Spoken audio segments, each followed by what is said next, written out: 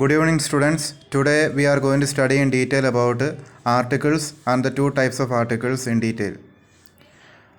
As you know, the definition of article is an article is a word that comes before a noun.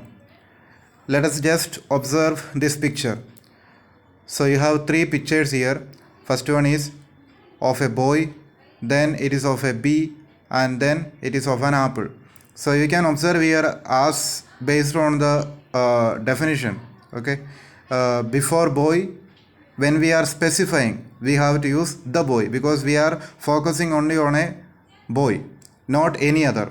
Okay, we are specifying, therefore the boy.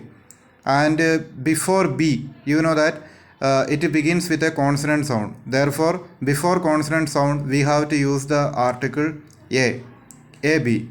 And then apple, so you know that apple, it begins with a vowel sound, therefore before the vowel sound words we have to begin with an, therefore an apple.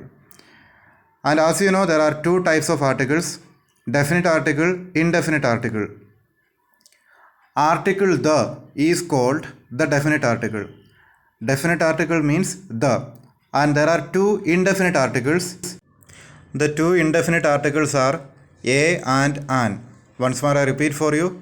The is the definite article and the two indefinite articles are a and an. And I give the prescription where we have to use definite article and indefinite article. Definite article we use when we want to highlight or when we want to speak about only one person. For example, I saw a man yesterday. The man was very hungry. So what do we understand from the given example? I told you the example. I saw a man yesterday. The man was very hungry. I want to speak about only that person. Therefore, I have to use the definite article the. And when it comes to indefinite article, as you know, the two indefinite articles are a and an. You know, the article a, it is used before consonant sound, and article an, it is used before vowel sounds. For example, a man, a mango tree, a fruit, all these are examples of indefinite article for a.